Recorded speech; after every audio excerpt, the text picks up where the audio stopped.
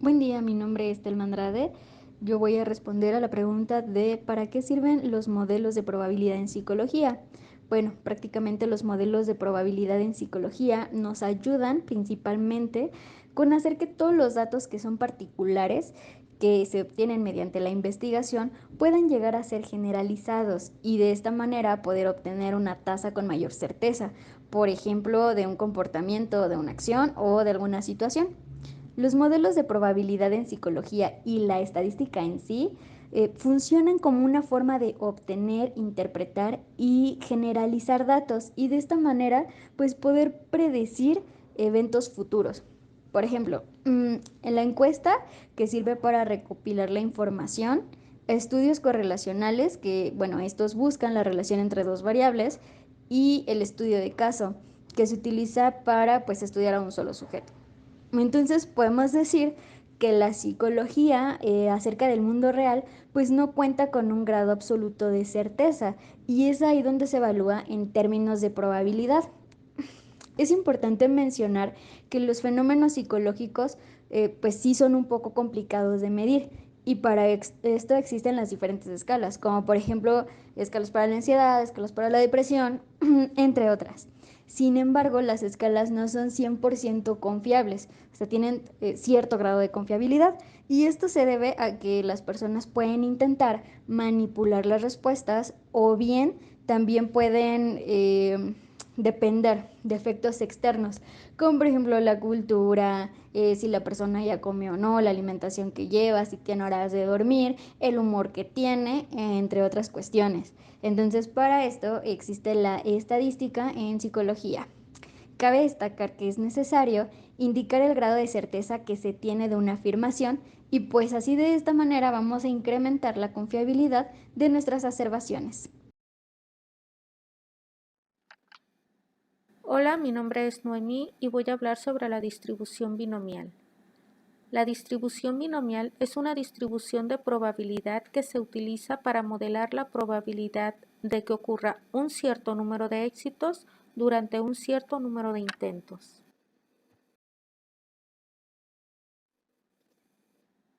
Utilizamos la distribución binomial en aquellos eventos donde solamente puede haber dos resultados, éxito o fracaso. Por ejemplo, cara o cruz al lanzar una moneda, pronosticar el sexo de un bebé, aprobar o reprobar un examen. Las características de experimentos de distribución binomial son que constan de n pruebas independientes, es decir, el resultado de una prueba no afecta al resultado de la otra. En cada prueba interesa saber si ha ocurrido un cierto suceso que llamaremos éxito o su complementario fracaso. Las probabilidades de éxito y fracaso son las mismas que en todas las pruebas y se representarán por P, éxito, y Q, fracaso, que es igual a 1 menos P.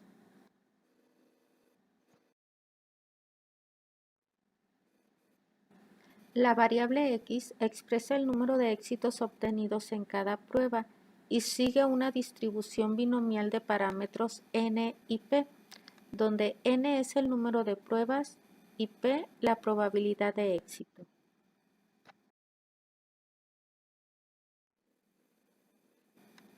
Todas las variables que siguen una distribución binomial deben ser variables discretas, cuyos valores pueden ser finitos o infinitos numerables.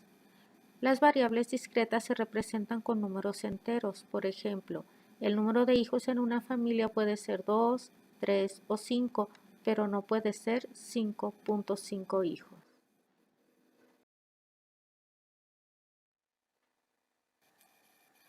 Nuestra fórmula para obtener la probabilidad de x es igual a n sobre x por p a la x por q a la n menos x, donde n es el número de pruebas, x el número de éxitos, p probabilidad de tener éxito y q probabilidad de tener fracaso. No obstante, primero debemos obtener el resultado de n sobre x, que es la siguiente fórmula, que es igual a n factorial sobre x factorial por n menos x factorial.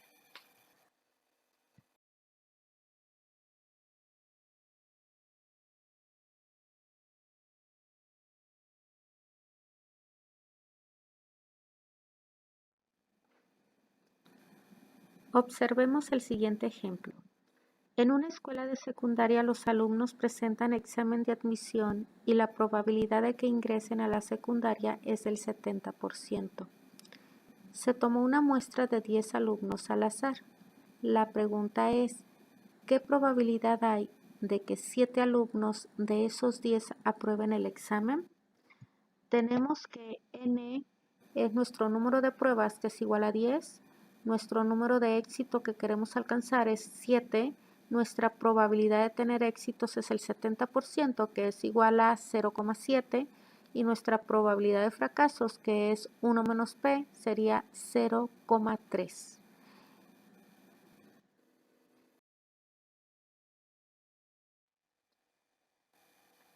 Para poder aplicar nuestra fórmula, ya sabemos que primero debemos de sacar el resultado de n sobre x, el cual es igual a n factorial sobre x factorial por n menos x factorial, que nos da un resultado de 120. Hacemos ya nuestra ecuación de probabilidad de que los 7 alumnos aprueben es de 120 por 0,7 a la 7 por 0,3 a la 3 y nos da un resultado de 26.568, que es igual al 26,56%. La distribución normal se define como la distribución de datos de cualquier variable que asemejen la forma de una curva normal.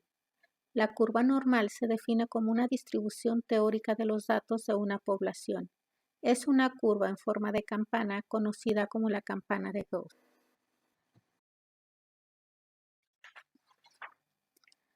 Veamos un ejemplo sencillo del uso de la distribución normal y el gráfico de la campana de Gauss.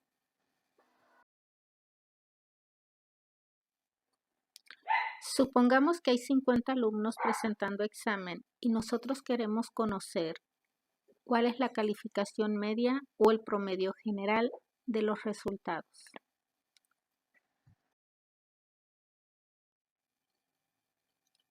Sabemos que no todos van a obtener la calificación más alta ni tampoco la más baja, ya que los resultados serán variados. Los resultados los podemos representar en el gráfico de la campana de Gauss, donde podemos observar que la mayoría de los alumnos obtuvo un promedio de 6, siendo esta calificación la media, la mediana y la moda.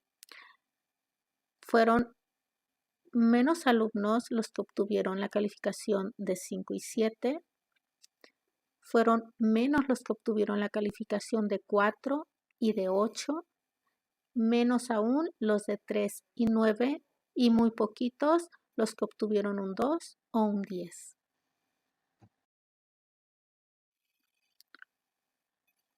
Observando la figura de esta curva, podemos decir que este estudio se ajusta a una curva normal.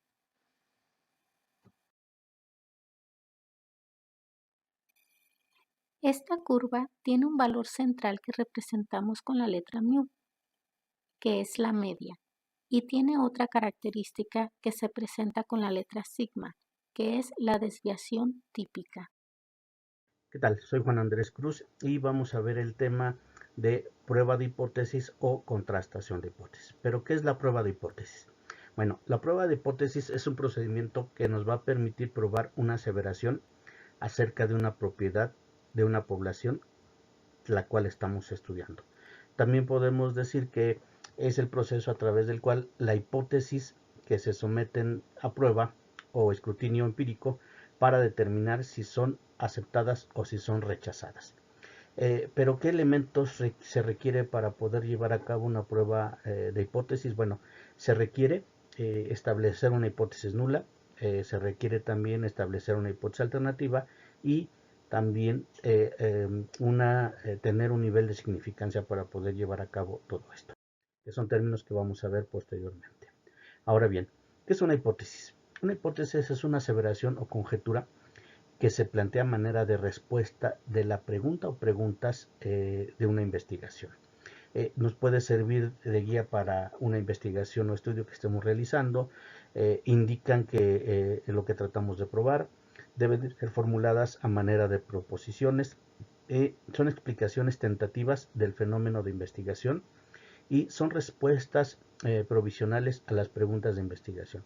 Se dan cuenta que estamos hablando de el término tentativo y provisional. Estos términos los vamos a usar en este sentido mientras no hayamos probado la hipótesis o no hayamos sometido a prueba la hipótesis. Muy bien, ¿qué características tienen las hipótesis? Bueno, deben referirse a una situación real. Las variables que están interviniendo deben de ser comprensibles, precisas y lo más concretas posibles, además de que deben ser claras, lógicas y deben de ser observables y medibles. ¿Qué tipos de hipótesis tenemos? Bueno, tenemos 4 tipos de hipótesis: la hipótesis de investigación, la hipótesis nula, la hipótesis alternativa y la hipótesis estadística. En este caso, solamente vamos a hablar de la hipótesis nula y la hipótesis alternativa. Bien, ¿qué es o cómo podemos definir la hipótesis nula? Bueno, la hipótesis nula, también conocida como hipótesis de no diferencia, es una proposición de conformidad con las condiciones verdaderas de la población que estamos estudiando. ¿Sí? La nomenclatura para identificar a la hipótesis nula es un H y un subíndice O. Estas hipótesis se establecen con la finalidad de que sean rechazadas. Esto quiere decir que una vez que se someten a prueba las hipótesis, podemos aceptarlas o rechazarlas. Muy bien. Además de que también en este sentido el rechazarlas o aceptarlas va a depender de otro término que se denomina significancia estadística. Entonces, que es un término que vamos a ver a qué se refiere más adelante. Regularmente las hipótesis nulas se dan en igualdad. Siempre se les va a asignar un valor igual. ¿Sí? En este caso el ejemplo que tenemos nos dice que la hipótesis nula se determina como la media de la población es igual a 200. Entonces esa es nuestra hipótesis nula. Si se dan cuenta, lo estamos aseverando en función de una igualdad. Ahora bien, ¿qué es la hipótesis alternativa? Bueno, la hipótesis alternativa, de alguna forma podemos decir que son posibilidades diferentes o contrarias a lo que es la hipótesis nula. ¿Sí? También se pueden decir que son posibilidades alternas. Nos van a dar una descripción u otra descripción, explicación distinta a la que ya tenemos en la hipótesis nula. Y en este sentido, la hipótesis alternativa se van a dar en función de desigualdad. Esto quiere decir que si ya tenemos nuestra hipótesis nula, nos dice que la media de la población es igual a 200, entonces nuestras hipótesis alternativas nos van a decir que la media de la población es diferente de 200. Otra hipótesis que podemos establecer es de que la media de la población es menor que 200, y la tercera que podemos establecer es que la media de la población es mayor que 200. En este sentido,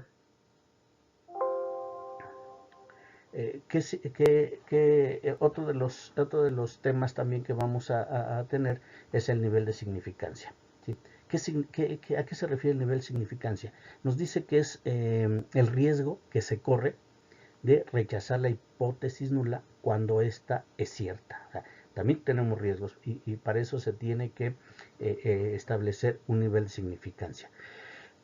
Nos dice que cuanto más alto sea el nivel de significancia que utilizamos para probar una hipótesis, mayor será la probabilidad de rechazar la hipótesis nula cuando es cierta. ¿Sí? Las probabilidades de que un evento ocurra se van a dar en funciones probabilísticas, como lo dice, va a ser del 0 al 1. ¿Sí? Esto quiere decir que el 0 es el valor 0 significa que pues, la situación, el fenómeno no ocurra.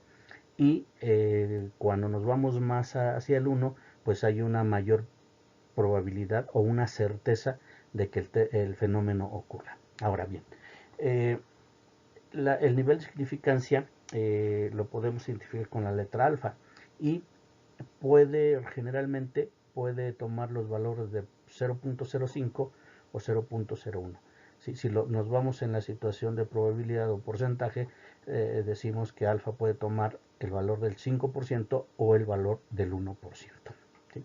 Si lo vemos o lo relacionamos con la curva de distribución normal, como sabemos, en este sentido, la curva, todo lo que está abajo de la curva es el 1 o es 1 o el 100%. Entonces, en el caso de que alfa o el nivel de significancia adopte el valor de 0.01 o del 1%, bueno, el área bajo la curva se va a dividir en dos. Entonces, una parte que es el 0.005 estará a la derecha y el otro 0.005 estará a la izquierda, de tal forma que en este sentido pues tendríamos en los extremos nuestro nivel de significancia. En el caso de que alfa asuma el valor de 0.05 sería algo similar, el 0.025 estaría a la derecha en el extremo derecho y el otro 0.025 estaría en el otro extremo, en el otro extremo izquierdo. Muy bien, el nivel de significancia de 0.05 nos dice, o lo podemos interpretar como que el investigador tiene el 95% de seguridad para generalizar los datos. Esto quiere decir que solamente tendrá el 5% de que se equivoque. Si el nivel de significancia tiene el 0.01, bueno, pues aquí nos dice que el investigador tiene el 99% a su favor y solamente el 1% en contra, ¿sí? Entonces, esto se refiere al nivel de significancia y así es como lo podemos interpretar. Entonces, algo bien importante es el riesgo que corremos de rechazar la hipótesis nula y también otra situación importante es de que en cuanto sean más altos los niveles o el nivel de significancia que adoptemos, pues es más probable que se rechace la hipótesis nula cuando es cierta. Bien, ahora, de igual forma, vamos a ver el nivel de significancia y el azar. ¿Qué relación tienen? Para poder saber la relación que existe entre el nivel de significancia y el azar, bueno, necesitamos otro término que es la significancia estadística, que está dada por P, ¿sí? Esto es, cuando hay significancia estadística, significa que hay una relación entre dos o más variables en un análisis y que esto es por alguna causa en específico y no interviene el azar. Entonces, la significancia estadística, cuando hay significancia estadística, mejor dicho, pues la relación entre las dos variables existe y no interviene el azar. En este sentido, cuando la significancia estadística sea menor o igual al nivel de significancia, podemos rechazar la hipótesis nula, ¿sí? También nos dice que, como ya lo habíamos comentado, el resultado es estadísticamente significativo o hay una significancia estadística. Por lo tanto, los datos observados no ocurren por casualidad o por el azar. O sea, aquí no interviene el azar, sino que hay una causa, es causal, no casual. Eh, estos datos observados ocurren por una causalidad, no por una casualidad. Por el contrario, cuando la significancia estadística es mayor que alfa, eh, aquí sí podemos rechazar la hipótesis nula, los resultados no tienen significancia estadística y también podemos aseverar que todo este fenómeno está dado por el azar o la casualidad. Aquí no hay una causa en específico que no hay relación entre las variables y no hay una causa específica también, sino que estos se dan por casualidad o por el azar. Bueno, espero que haya sido claro en este tema. Les agradezco la atención.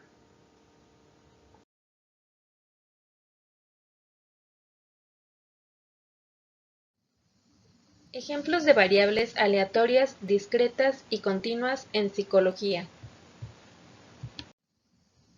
Concepto de variable aleatoria.